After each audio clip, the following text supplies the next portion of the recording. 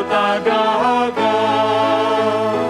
Ku hijauan, ku ini Tuhan, puaskan dahaga jiwaku. Roti surga kenyangkanlah hatiku, inilah cawanku penuhi Tuhan.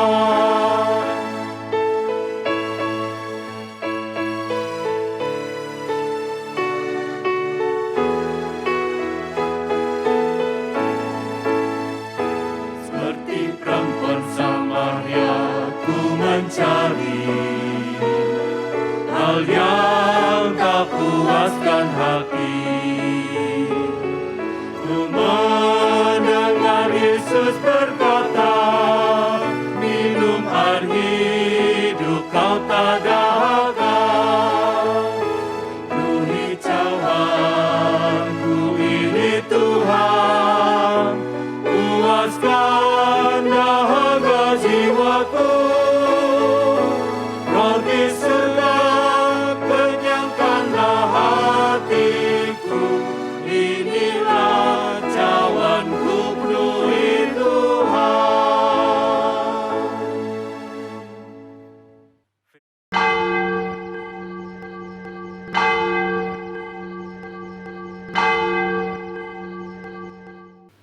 Shalom, jemaat sekalian, minggu ini kita memasuki minggu keempat masa Prapaskah. Untuk menandainya, Bapak Joshua dan Bapak Edi akan menyalakan lilin yang keempat untuk mengingatkan kita bahwa sebagai umat tebusan, kita tidak dapat hidup terlepas dari Kristus. Karena hidup kita akan menjadi sia-sia. Sebaliknya, kita harus hidup melekat kepada Kristus, agar hidup kita berdampak bagi sesama. Yohanes 15 ayat 4 dan 5. Tinggallah di dalam aku dan aku di dalam kamu. Sama seperti ranting tidak dapat berbuah dari dirinya sendiri kalau ia tidak tinggal pada pokok anggur. Demikian juga kamu tidak berbuah jikalau kamu tidak tinggal di dalam aku.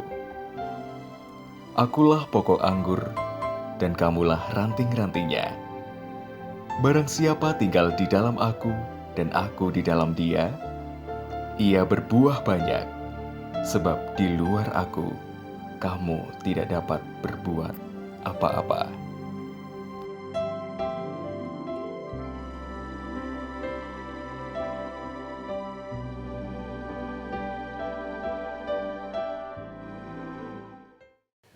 Mari Bapak Ibu Saudara yang dikasihi oleh Tuhan Yesus, kita bersama mengarahkan seluruh keberadaan diri kita akan menyembah, kita akan beribadah kepada Tuhan.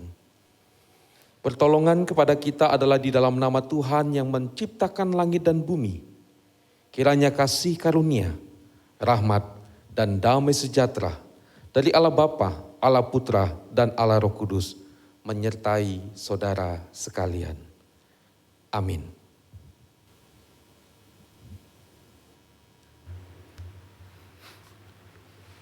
Jemaat yang dikasihi Tuhan, Thomas Obadiah Chilsholm adalah penulis lagu-lagu rohani dan sudah menulis lebih dari 1.200 puisi yang dijadikan lagu rohani.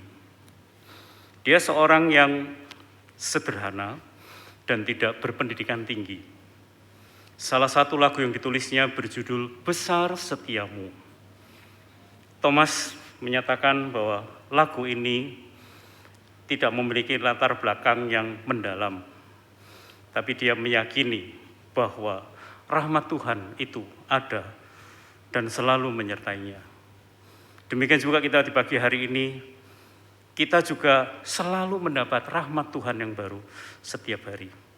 Mari dengan penuh sukacita kita pujikan lagu ciptaan Thomas ini, yakni Besar Setiamu.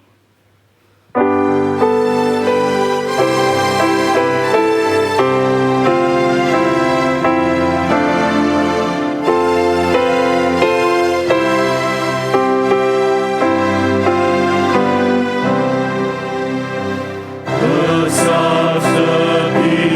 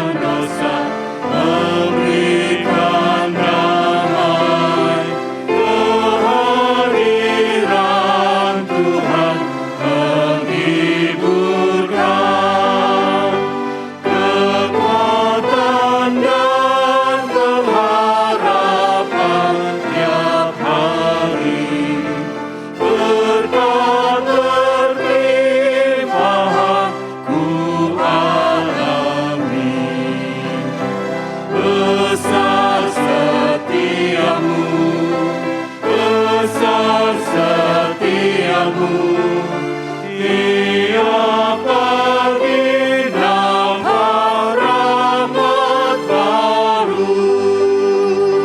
Segala yang ku perlu Kamu sediakan.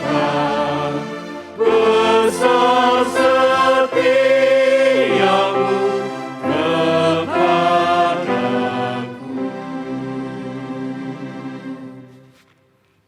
Mari kita bersama-sama masuk dalam doa pembukaan. Kita berdoa. Ya Bapa,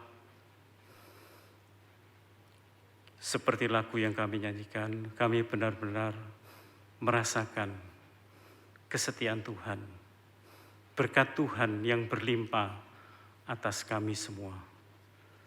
Walaupun di masa-masa yang sulit ini Tuhan, kami bersyukur karena Tuhan melalui rahmat-Mu, anugerah-Mu, terus memelihara kami.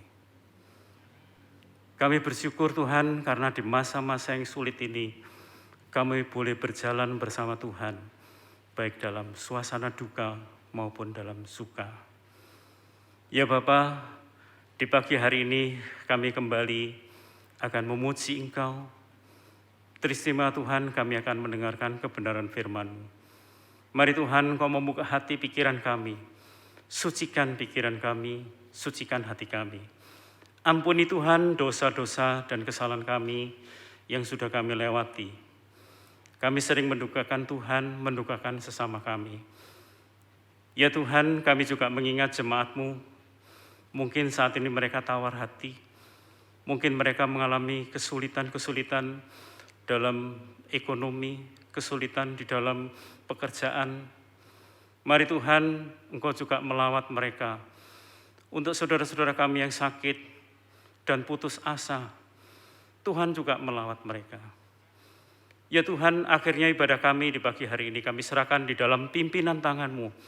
Biarlah Tuhan yang menguasai hati pikiran kami. Kami rindu memperoleh berkat-berkat Tuhan.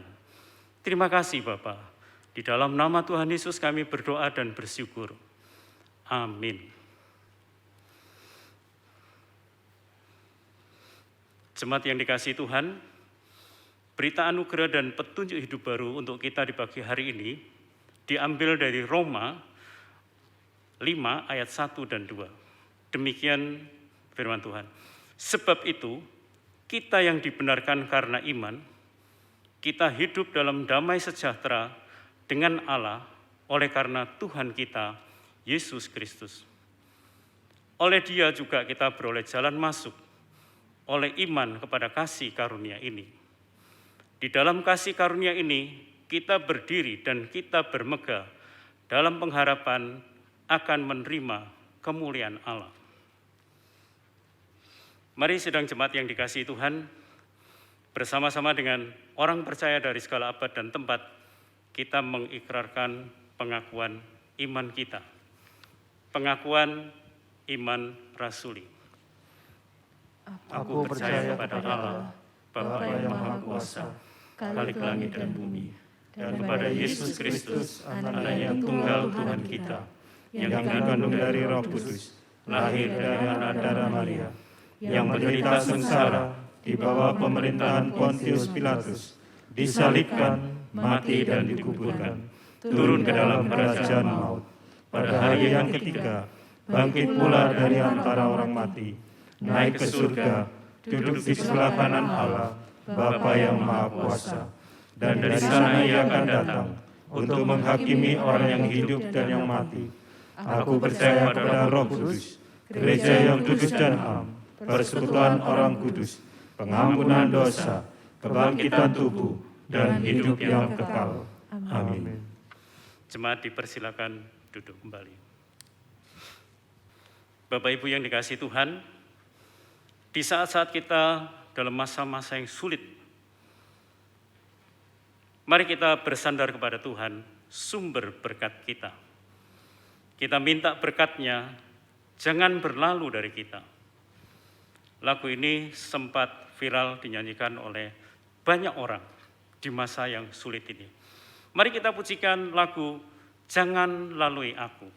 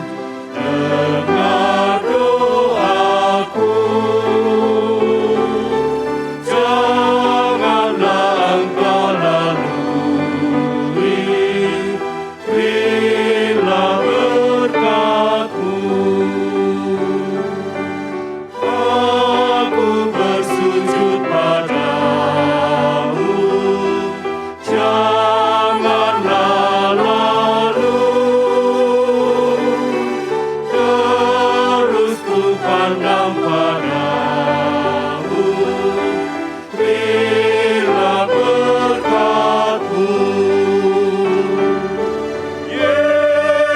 Yesus, Yesus, dengar doaku. Janganlah Engkau lalui, berilah berkat-Mu.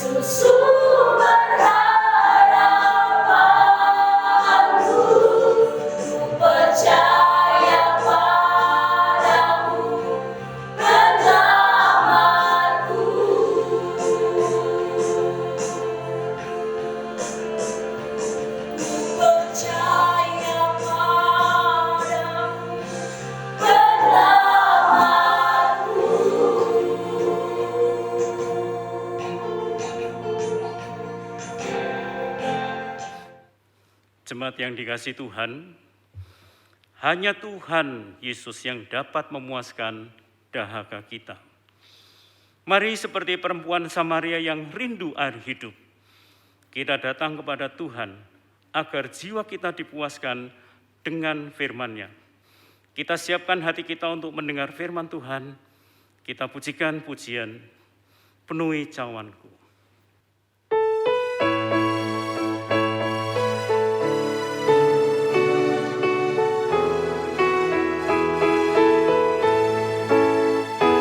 Seperti perempuan Samaria ku mencari hal yang tak puaskan hati. Ku mendengar Yesus berkata, minum air hidup kau tak dahaga. Penuhi cawanku ini Tuhan, puaskan dahaga jiwaku.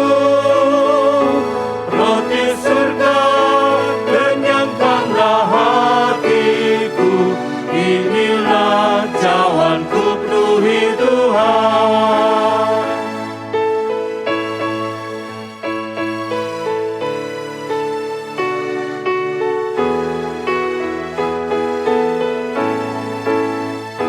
Seperti perempuan Samaria ku mencari hal yang tak puaskan hati. Ku mendengar Yesus berkata, minum air hidup kau tak dahaga. Penuhi cawanku ini Tuhan, puaskan dahaga jiwaku. Roti surga kenyangkanlah hatiku, inilah cawanku penuhi Tuhan. Firman Tuhan pada pagi hari ini akan disampaikan oleh Bapak Pendeta Bambang Wiyanto. Beliau sudah tidak asing bagi kita semua. Selamat mendengarkan firman Tuhan.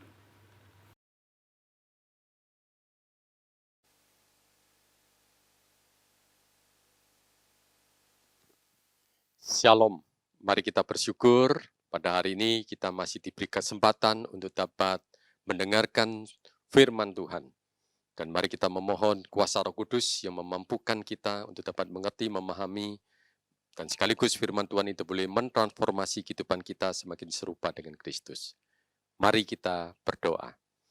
Bapa yang di surga, kami sungguh bersyukur kalau Tuhan begitu baik kepada kami, sehingga hari ini ya Tuhan, kami boleh kembali diberikan kesempatan untuk mendengarkan suara hati Allah. Kiranya Allah Roh Kudus yang memampukan kami boleh mengerti, memahami, mengaplikasikannya. Dan biarlah firman Tuhan ini berkuasa untuk mengubahkan kehidupan kami sebagai anak-anak-Mu ya Tuhan. Supaya sungguh-sungguh kehidupan kami menjadi satu kehidupan yang serupa dengan Kristus dan memuliakan akan nama-Mu. Inilah kerinduan kami ya Tuhan, doa yang penuh dengan segala kelemahan ini, kami alaskan di dalam nama Tuhan Yesus Kristus. Amin. Pada hari ini tema perenungan kita adalah terhubung dengan Allah. Mari kita membaca Alkitab dari Markus pasal 1 ayat 35. Demikian firman Tuhan. Pagi-pagi benar, waktu hari masih gelap, ia, yaitu Yesus, bangun dan pergi keluar. Ia pergi ke tempat yang sunyi dan berdoa di sana. Kita lihat di dalam Ibrani pasal yang kelima, ayat yang ke-7. Dalam hidupnya sebagai manusia, ia, yaitu Yesus, telah mempersembahkan doa dan permohonan dengan ratap tangis dan keluhan kepada Dia yang sanggup menyelamatkannya dari maut, dan karena kesalehannya ia telah didengarkan. Saudara, terhubung dengan Allah merupakan satu topik yang sedang trending pada masa kini. Mengapa ini merupakan satu topik yang sedang trending, saudara? Karena pada masa pandemi COVID-19 ini begitu banyak orang Kristen yang tiba-tiba mengalami kerinduan yang begitu mendalam, mengalami satu kegairan untuk memiliki relasi yang intim itu dengan Tuhan. Saudara, kenapa mereka itu memiliki kerinduan dan kegairan yang begitu luar biasa untuk terhubung dengan Tuhan? Saya berikan contoh sharingnya, saudara. Mereka seperti ini. Konsentrasi saya terpecah-pecah akibat bekerja work from home. Mendampingi anak-anak yang studi secara daring, membersihkan rumah, memasak sendiri, sehingga menyebabkan waktu bersama dengan Tuhan. Itu saya lakukan di dalam kelelahan fisik dan kekusutan pikiran. Sehingga dia berkata, di dalam hidupnya dia mengalami ketidakpuasan dengan apa yang dia lakukan. Hidup itu terasa hampa dan tanpa makna. Mengalami kekeringan rohani yang begitu luar biasa. Tiba-tiba muncul rasa kesepian walaupun work from home sepanjang hari bersama dengan keluarga. Saudara, itulah yang terjadi. Sehingga orang itu mencari jalan keluar untuk mengatasi yang seperti ini. Dan mereka sudah berupaya dengan segala daya upaya untuk rekreasi. Untuk berhenti sejenak dari segala kesibukan yang ada. Tapi itu tidak menjawab akan satu kebutuhan di dalam kehidupannya yang begitu mendalam untuk terhubung dengan Allah. Saudara, kita tidak boleh melupakan bahwa kita diciptakan untuk memiliki relasi yang intim itu dengan Tuhan. Seorang yang bernama Nancy Leigh DeMoss, saudara, di dalam bukunya Tempat Perhentian yang Tenang, menuliskan rasa kesepian dan keterasingan yang kita semua alami di pusat keberadaan kita adalah lubang ciptaan Allah yang menuntut untuk diisi, yang senantiasa merindukan keintiman itu. Ini karena Allah yang menciptakan kekosongan dalam relung hati kita dan hanya Dialah satu-satunya yang dapat mengisi kekosongan tersebut. Saudara, ini yang merupakan sesuatu yang tidak boleh kita lupakan. Kita diciptakan, saudara, untuk memiliki relasi yang intim dengan pencipta kita, dengan Bapa kita. Nah, di dalam kondisi yang seperti ini, saudara, orang Kristen itu oleh seorang yang bernama Ruth Barley Barton itu berkata, sedang mengalami CFS, yaitu Christian Fatigue Syndrome, yang artinya sindrom kelelahan Kristen. Begitu banyak orang Kristen itu di dalam kehidupannya sudah terhisap dengan segala kesibukannya. Sehingga segala kesibukan dan aktivitas yang dia lakukan, itu yang memegang kendali di dalam kehidupannya.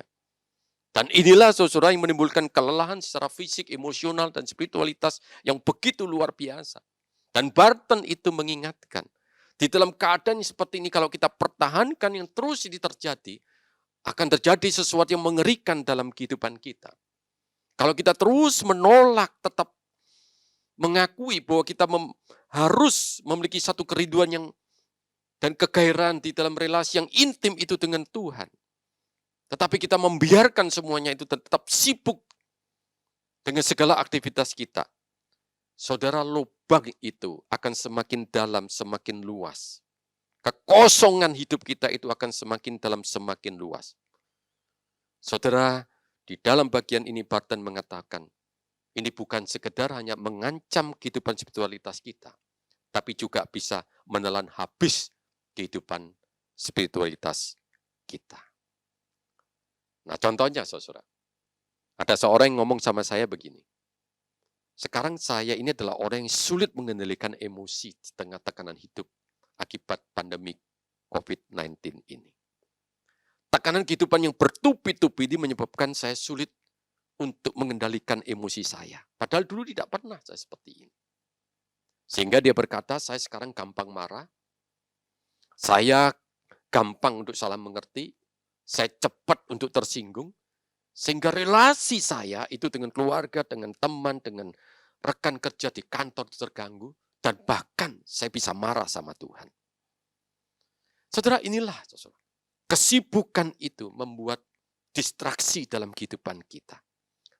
Dan kalau itu kita biarkan menimbulkan hati yang penuh dengan kegaduhan, kegalauan, Dan kondisi yang seperti ini, saudara, itu menyebabkan, saudara, kita akan mengalami kelelahan secara fisik, secara mental, kehidupan kita merasa kesepian. Tetapi yang lebih penting, saudara, kita sungguh akan mengalami kehidupan spiritualitas yang kering, hampa, dan kusut. Saudara, kita harus ingat, saudara, bahwa di dalam menghadapi pandemi COVID-19 ini, dengan segala aspek kehidupan yang digerogoti, bahkan diserang habis-habisan, saudara, kita membutuhkan satu kehidupan spiritualitas yang kuat, yang kokoh, saudara. Itulah, saudara, yang dikatakan bahwa kehidupan spiritualitas yang kokoh itu merupakan amunisi yang paling ampuh. Amunisi yang paling ampuh untuk menghadapi kerasnya kehidupan dunia ini pada masa kini. Blaise Pascal itu berkata, satu-satunya alasan mengapa manusia tidak bahagia adalah karena manusia tidak tahu bagaimana tetap tenang di dalam ruangannya. Oleh karena itu, saudara, pada hari ini, mari kita belajar dari kehidupan Tuhan Yesus. Pada waktu dia melayani di dunia ini penuh dengan kesibukan. Bukan hanya kesibukan, tetapi juga ketegangan dan tekanan kehidupan yang bertubi-tubi dihadapi Tuhan Yesus. Tapi Tuhan Yesus berhasil melewatinya dengan begitu luar biasa. Tuhan Yesus mengalami kemenangan yang begitu gemilang. Sehingga di dalam Filipi pasal 2 ayat 9 dikatakan, itulah sebabnya Allah sangat meninggikan dia dan mengaruniakan kepadanya nama di atas segala nama. Saudara, mari kita belajar. Di dalam kemanusiaan sejati, Tuhan Yesus itu menghadapi kesibukan yang begitu luar biasa. Kita lihat di dalam Markus pasal 1 ayat 21 sampai 22. Mereka, yaitu Tuhan Yesus dan para murid, tiba di Kapernaum. Setelah hari Sabat mulai, Yesus segera masuk ke dalam rumah ibadat dan mengajar. Mereka takjub mendengar pengajarannya, sebab ia mengajar mereka sebagai orang yang berkuasa, tidak seperti ahli-ahli Taurat. Saudara, tentu pada waktu mengajar, itu perlu persiapan fisik, persiapan mental, persiapan emosional, persiapan spiritualitas. Tidak mungkin Tuhan Yesus tidak memiliki satu persiapan seperti itu. Lalu setelah selesai mengajar, di dalam ayat 23 dikatakan, pada waktu itu dalam rumah ibadat ada seorang kerasukan roh jahat. Orang itu berteriak, apa urusanmu dengan kami, hai Yesus orang Nazaret? Engkau datang hendak membinasakan kami. Aku tahu siapa engkau yang kudus dari Allah. Tetapi Yesus menghadiknya, katanya, diam, keluarlah daripadanya. Roh jahat itu menggoncang-goncang orang itu dan sambil menjerit dengan suara nyaring, ia keluar daripadanya. Saudara, Tuhan Yesus setelah selesai mengajar, dia harus mengalami peperangan rohani yang tentunya menghabiskan energi mental emosionalnya, bukan? Nah, setelah itu kalau kita lihat di dalam ayat 28, lalu tersebarlah dengan cepat kabar tentang dia ke segala penjuru di seluruh Galilea. Saudara, orang banyak begitu antusias untuk berjumpa dengan dia dan dia melayani mereka. Lalu ayat 30, ibu mertua Simon terbaring sakit demam. Mereka segera memberitahukan kepadanya keadaannya kepada Yesus. Tuhan Yesus pergi dan melakukan pelayanan kepada ibu mertua Simon. Tuhan Yesus pergi ke rumah ibu mertua Simon, menyembuhkan. Lalu ayat 33, menjelang malam, sesudah matahari terbenam, dibawalah kepada Yesus semua orang menderita sakit dan yang kerasukan setan. Maka berkerumunlah seluruh penduduk kota itu di depan pintu. Bayangkan, lalu kemudian menjelang malam, begitu banyak orang datang, membawa orang yang sakit kerasukan setan. Wah, kesibukan yang luar biasa. Apa yang dilakukan Yesus? Ayat 34, ia menyembuhkan banyak orang yang menderita bermacam-macam penyakit dan mengusir banyak setan. Kita membayangkan, Tuhan Yesus dalam kemanusiaan sejati bisa lapar, bisa haus, bisa letih, bisa emosi. Namun Tuhan Yesus melayani dengan begitu baik.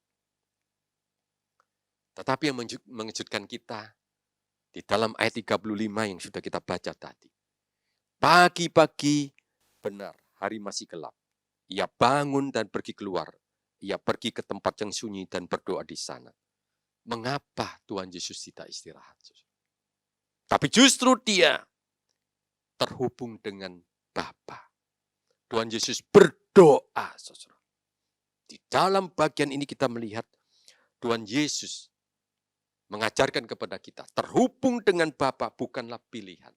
Bukanlah satu waktu yang kita sisihkan. Tetapi memiliki satu prioritas yang tertinggi di dalam hidupnya. Bukan aktivitas menjadi prioritas tertinggi dalam hidupnya. Tetapi terhubung dengan Allah itu prioritas yang tertinggi di dalam hidupnya. Tuhan Yesus di dalam hidupnya tidak mau terdistraksi dengan berbagai aktivitas kegiatan yang menuntut kehadirannya di sana. Hal ini terbukti sebagaimana tertulis di dalam Markus pasal 1 ayat 36. Yang demikian firman Tuhan, tetapi Simon dan kawan-kawannya menyusul dia.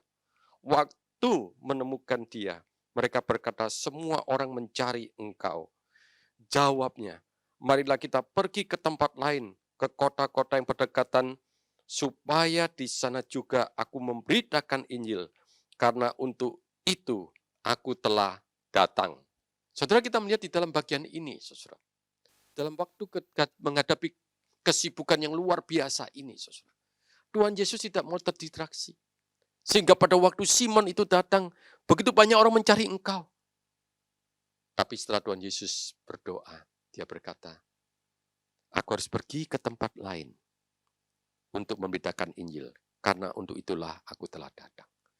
Tuhan Yesus mau sejalan dengan kehendak Bapa. Dia tidak mau terdistraksi dengan popularitas yang akan dia raih dengan begitu banyak orang datang. Tetapi dia melakukan aktivitasnya itu sejalan dengan kehendak Bapa. Saudara, kalau kita lihat di dalam bagian ini, saudara, begitu banyak orang di dalam kehidupan kita termasuk diri kita. Kita membiasakan diri, berbagai kegiatan dan aktivitas kita itu yang menyetir hidup kita ini. Sehingga kita menyebabkan kelelahan fisik, saudara. Tetapi kita itu tidak mau, saudara, dalam kehidupan kita itu menyediakan waktu. Kita bertanya kepada Tuhan, apa yang menjadi kehendak Tuhan? Apa yang akan saya lakukan sepanjang hari ini? Kita memiliki satu kehidupan di mana kita memiliki relasi yang intim itu dengan Tuhan. Di mana kita mau meluruskan seluruh jejak dan langkah kita sesuai dengan kehendak Bapa di surga. Karena apa yang kita lakukan dengan berbagai aktivitas dan pelayanan, serta segala sesuatu yang kita kerjakan, kalau itu sesuai dengan kehendak Bapa di surga, maka apa yang kita lakukan itu penuh makna, penuh arti.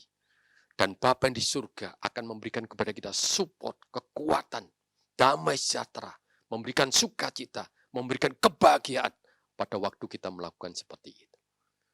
Saudara, kita lihat Tuhan Yesus melaksanakan segala pelayanannya dengan penuh sukacita, walaupun di tengah kelelahan dan keletihan fisiknya. Karena dia tahu dia mengerjakan apa yang Allah Bapa ingin dia kerjakan dalam hidupnya. Maka dia terhubung itu dengan Allah, saudara. Lalu bagaimanakah, saudara, kalau kita lihat hubungan relasi Tuhan dengan Bapa di surga itu, saudara. Kalau kita lihat di dalam Ibrani pasal 5 ayat 7 yang sudah kita baca, dalam hidupnya sebagai manusia, ia telah mempersembahkan doa dan permohonan dengan ratap tangis dan keluhan kepada dia. Oh, Tuhan Yesus sangat akrab. Tidak mungkin, saudara. Orang itu bisa dengan ratap tangis, dengan keluhan itu mengucapkan kepada orang yang tidak akrab, saudara.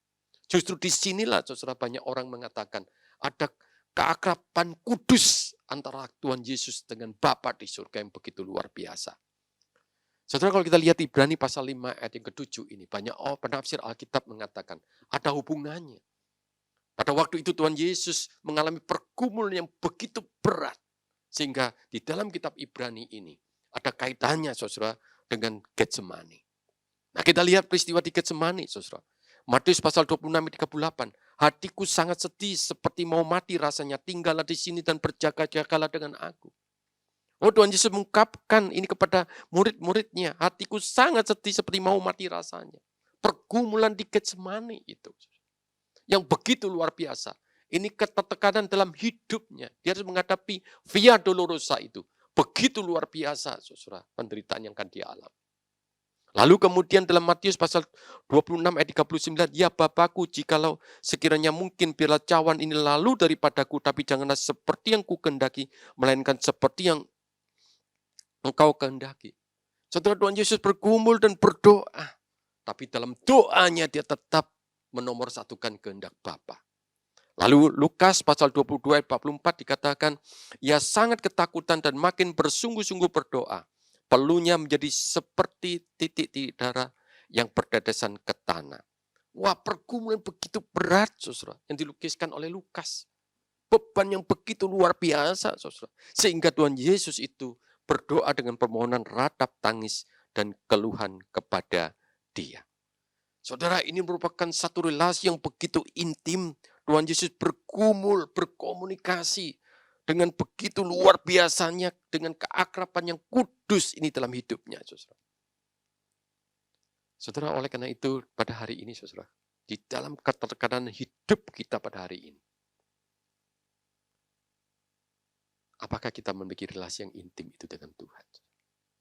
Kita bisa berdoa kepada Tuhan dengan ratap tangis, dan kita bisa berdoa dengan segala keluhan yang ada di dalam diri kita itu kepada Tuhan. Ada satu keakraban yang kita bangun, itu bersama dengan Bapa di surga. Saudara, kita lihat, ternyata Tuhan tidak mengendaki, ataupun Allah itu tidak mengendaki Tuhan Yesus tidak mengalami via dolorosa. Apa yang dilakukan oleh Tuhan Yesus?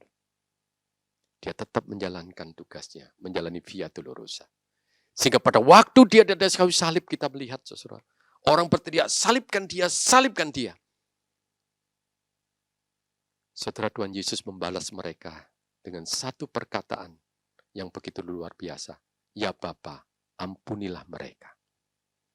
Pada waktu orang mencaci maki dia tidak membalas dengan caci maki. Pada waktu Tuhan Yesus dicemooh oleh orang banyak, dia tidak mencemooh mereka. Sekali lagi, Tuhan Yesus melaksanakan dengan penuh ketegaran, penuh keagungan, penuh dengan rasa simpati. Bapa, ampunilah mereka. Luar biasa bukan, saudara?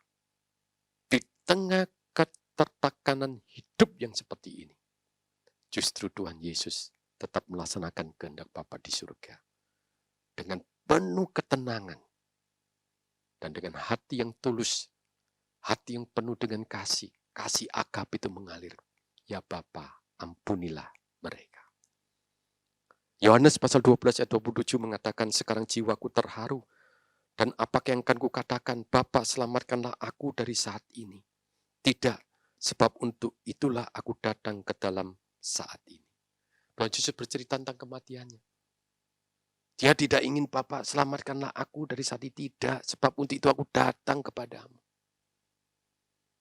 Saudara, oleh karena itu dalam bagian ini, saudara, kalau kita melihat bahwa Tuhan Yesus itu mau melaksanakan semua menjadi kehendak Bapa.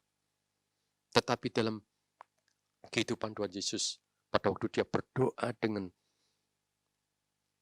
ratap tangis, dengan keluhan itu, saudara, kita tidak boleh lupakan bahwa ada sesuatu yang lebih penting dari penderitaannya di atas kayu salib, yaitu ketertekanan hidupnya itu menjadi lebih besar. Dan itu bisa kita lihat pada waktu dia berteriak di dalam Markus pasal 15 ayat 34. Eloi, Eloi lama sabachthani, Allahku, Allahku, mengapa engkau meninggalkan aku? Saudaranya, Ibrani 5 ayat 7 ini, saudara, mencapai puncaknya adalah, saudara, untuk sesaat dipadakan Tuhan Yesus itu mengalami menjalani satu murka Allah karena akibat menanggung dosa manusia, sehingga Allah memalingkan muka daripadanya. Dan itu satu penderitaan yang jauh lebih berat, sehingga dia berteriak, Eloi, Eloi lama sabachthani. Keterhubungan dengan Allah itu sangat begitu luar biasa dibutuhkan oleh Tuhan Yesus. Justru disitulah, saudara, keterpisahan ini merupakan beban yang paling berat di dalam kehidupan Tuhan Yesus ini. Saudara, apakah kita itu merasa kehilangan pada waktu kita itu tidak terhubung dengan Allah di dalam hidup kita ini? Apakah kita sungguh-sungguh, saudara, merasakan seperti itu rasa Tuhan Yesus, sungguh kita merasa sedih dan hancur kita pada waktu kita itu meninggalkan keintiman itu bersama dengan Tuhan? Tidak, bukan. Seringkali kesibukan itu meluluhlantakkan perasaan yang seperti itu, saudara. Sehingga kita mengalami, saudara, kelelahan di dalam kehidupan kita ini. Keletihan dalam kehidupan kita ini, kita mengalami kehampaan dalam hidup kita mengalami kehidupan spiritualitas yang kering, yang membuat kita sungguh merasa tidak bahagia di dalam kehidupan kita ini. Saudara Richard Foster, itu dia berkata seperti ini. Pada waktu kita itu memiliki relasi yang intim dengan Tuhan, kita harus bisa mencapai pengintegrasian diri kita sampai kita menjadi satu utuh menyatu. Menyerahkan seluruh kendali hidup kita dan tujuan hidup kita itu kepada Allah.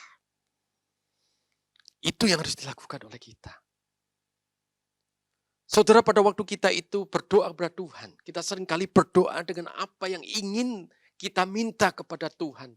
Bukan apa yang menjadi kehendak Tuhan untuk kita lakukan dalam hidup kita sendiri. Saudara, kita menganggap Tuhan itu sebagai cukong kita untuk memenuhi segala kebutuhan kita. Padahal Dia adalah Tuhan yang memegang kendali hidup kita. Saudara dan saya sudah ditebus oleh Tuhan. Kita sudah dibayar lunas oleh Tuhan. Hidup kita adalah milik Allah.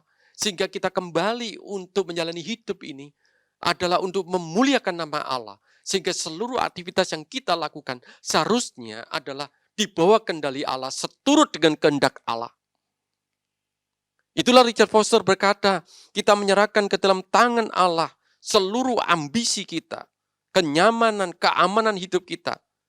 Mungkin kerinduan kita untuk menjadi kaya dan berkuasa, saudara. Mari kita serahkan di dalam tangan Tuhan. Tetapi dia berkata, seharusnya kita lebih mengutamakan untuk menerima jalan Allah di dalam hidup kita ini. Ini yang harus kita lakukan di dalam kehidupan kita. Martin Luther, tokoh reformator, menghabiskan 2 jam terbaiknya setiap hari untuk menyendiri bersama dengan Allah. Sehingga dia pernah berkata, jadwal saya begitu banyak besok, sehingga saya harus bangun pagi, lebih pagi 1 jam. Untuk apa? Supaya saya memiliki waktu yang lebih banyak sendirian bersama dengan Allah. Dan ini benar dibuktikan, saudara, oleh sekretaris pribadinya. Luther itu berdoa dengan sungguh-sungguh dan memiliki keakraban yang kudus dengan Tuhan. Philip Melanchthon, asistennya, berkata, Martin Luther berdoa dengan keakraban yang kudus yang luar biasa dengan Bapa. Itu yang dilakukan Martin Luther. Saudara. Lalu bagaimanakah dengan kita, saudara? Supaya kita memiliki satu keakraban yang kudus juga bersama dengan Bapa. Saudara, Ruth Barton itu memberikan kepada kita satu kerangka yang sederhana. Yang pertama, harian. Berikan waktu terbaik hari ini untuk Tuhan. Berikan waktu yang terbaik untuk Tuhan. Kita datang dengan keheningan, dengan kesunyian. Dengan membaca firman Tuhan dan menaikkan doa kita. Yang kedua, mingguan. Jadikan 1 hari sebagai hari Sabat kita. Pertahankan itu dengan setia. Kita lebih dekat dengan Tuhan. Yang ketiga, bulanan atau triwulan. Lakukan retreat pribadi. 1 bulan, 1 kali, atau 3 bulan, sekali, saudara.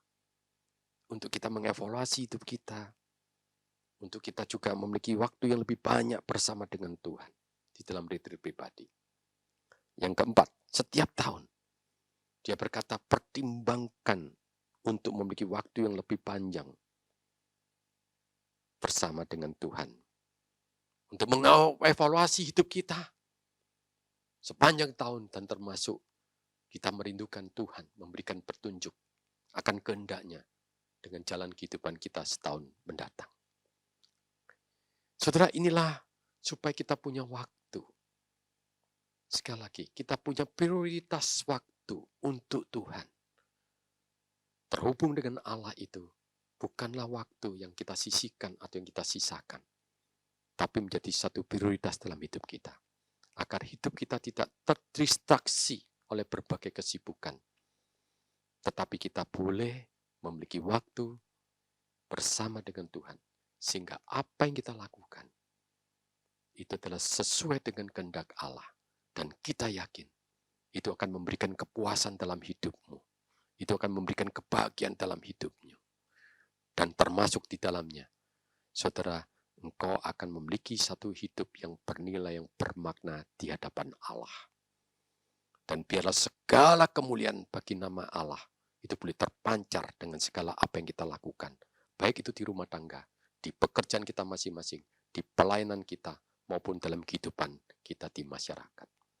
Terhubung dengan Allah sekali lagi merupakan prioritas bagi hidup kita. Mari kita masuk di dalam doa.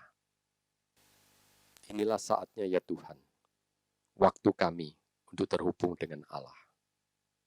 Berikan kepada kami memulai pada hari ini.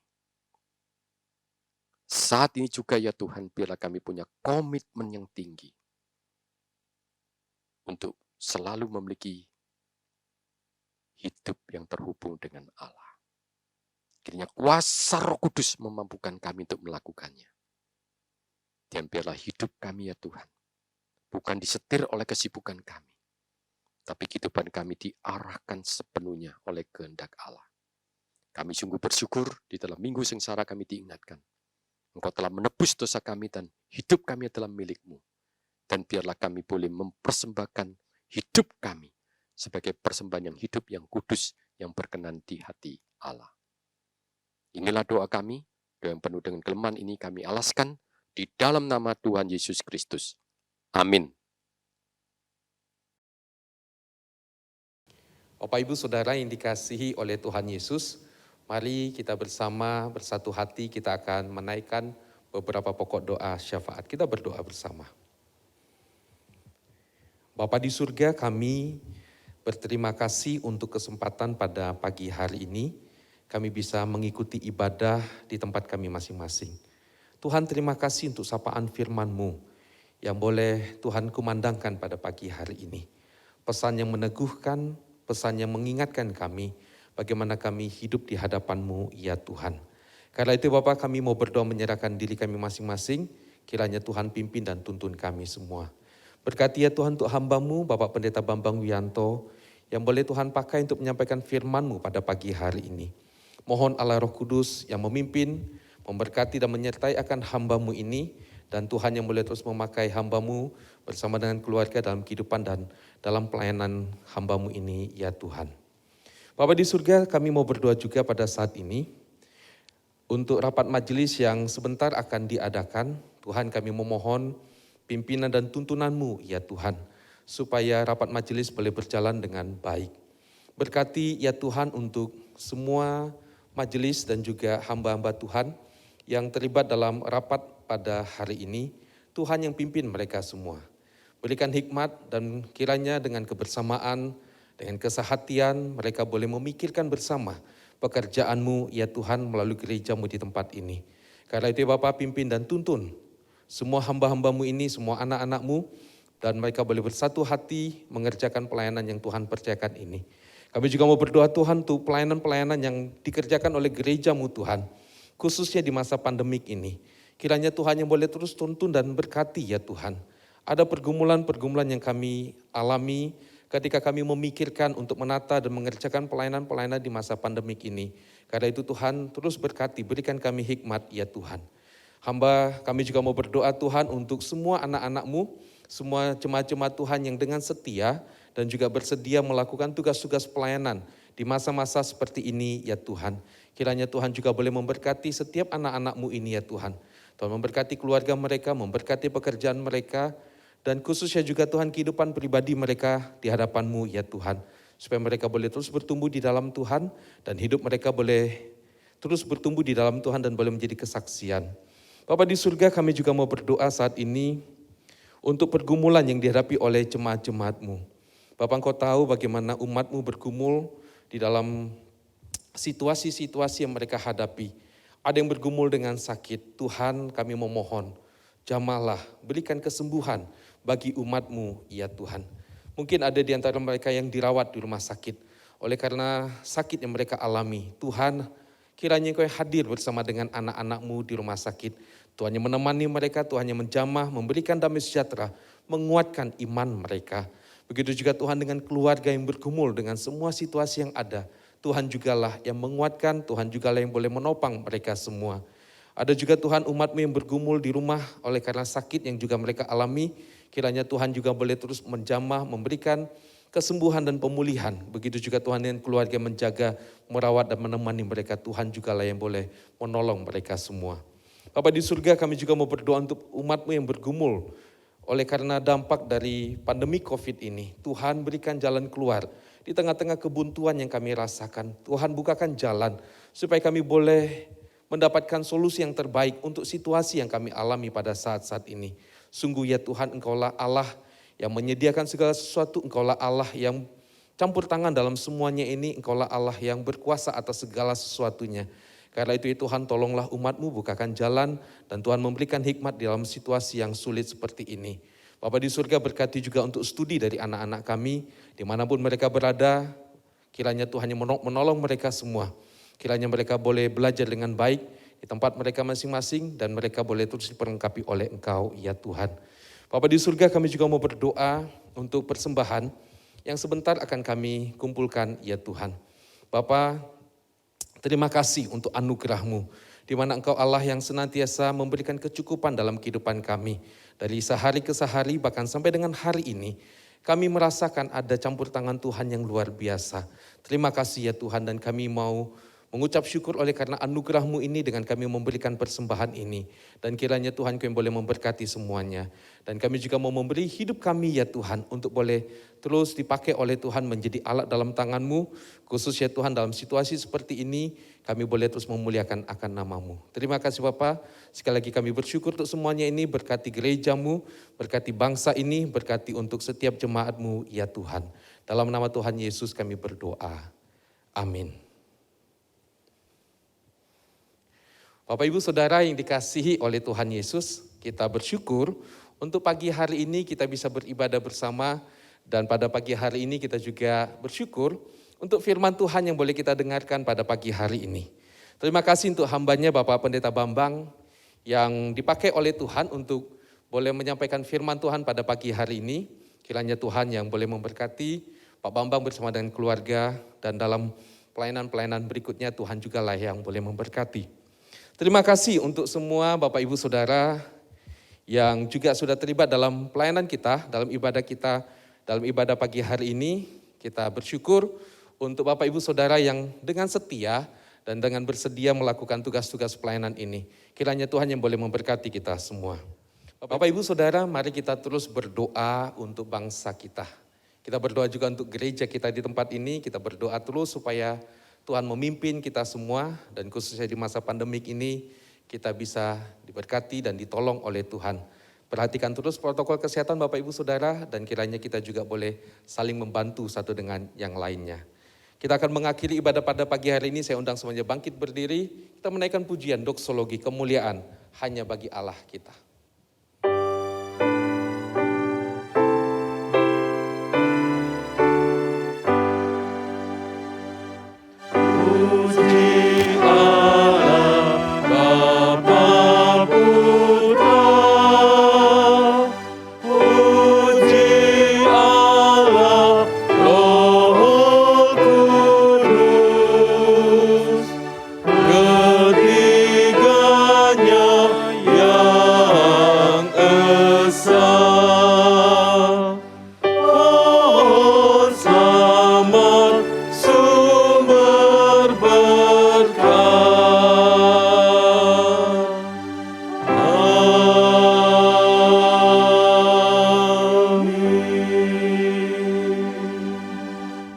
Sidang jemaat yang dikasihi Tuhan dan yang mengasihi Tuhan, mari kita mengarahkan seluruh keberadaan diri kita kepada Allah, dan saya akan berdoa memohon berkat Tuhan bagi kita semua.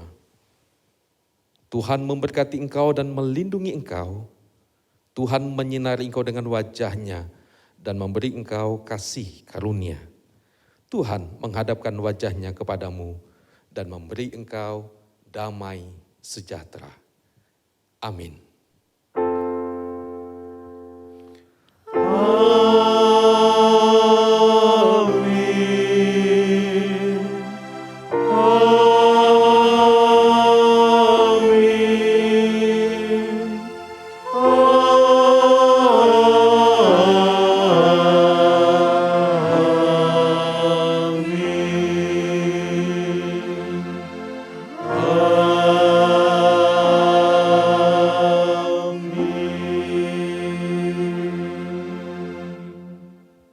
Amin.